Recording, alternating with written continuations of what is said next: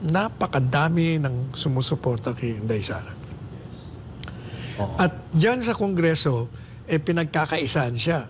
Alam mo naman ang Pilipino, pag nakikita nila na mali naman yung ginagawa mo pang underdog, talagang magagalit sa'yo. Kaya hindi ba nung ko pa sinabi, the more they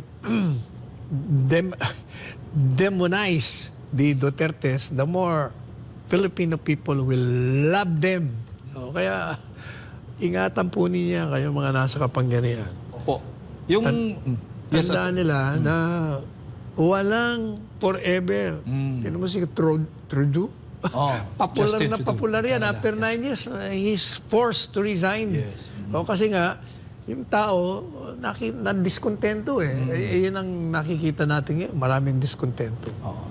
Talaga, yan din ang gawin ng mga opisyal ng gobyerno, attorney. Hindi naman kailangan sila mag-resign. Gawin lang nila yung trabaho nila. Yung tumugon sila sa panawagan, sa mga pangangailangan ng ating mga kababayan. At kaugnay pa rin dito sa National Rally for Peace ng inorganisa po ng Iglesia ni Cristo, attorney, ay nagpaabot din o nagpahayag din ng pagsuporta ang KOJC, ang Kingdom of Jesus Christ, sa National Rally nga itong for Peace next week, this coming January 13. Attorney, Samasahan natin, libo-libo ng mga Million. KOJs ang sasama sa INC. Yes, sir. Oo. At bukod pa yan doon sa iba't iba pang mga relihiyon na sinasabi po ninyo. At saka baka makakalimutan natin na balik na uli sa Luneta Grandstand. Quirino, Grandstand, yes.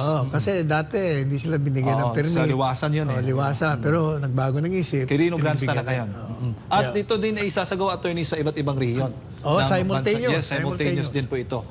Pero Saan riyon? Anong mga riyon ba? sa Davao nga, di ba? May pinasuspenda nga yung mga daanan doon. Talaga. Davao, meron. Cebu. Meron din siguro, attorney. So, I mean, considering na ito, nagpahayag po, nagpaabot na kanilang pagsuporta sa National Peace Rally, attorney, sa tingin mo, may mga congressman pa yung magbabigay ng, magdidesisyon na susuportahan itong impeachment nito? Dapat suportahan nila. Kung hindi, sila'y malulunod sa agos ng galit ng tao dahil hindi sila sumusunod sa panawagan ni Presidente Marcos Jr. Baga ngayon, attorney, nagtitimbang sila. Kaya pala natatagalan itong impeachment Kaya dyan kita sa mo, Kamara. lang ang nag-endorse. Oo. Na siguro nakikita, the handwriting on the wall is very visible. Oo. So magiging yun sa kanila, attorney, magiging disadvantage yun pag sinuportahan nila itong impeachment dyan. Pero kaya lang, nakatali sila doon sa kanilang boss. Paano yan? Tingnan natin kung anong gagawin nila. Pera ba? Oo. Prinsipyo. Yeah.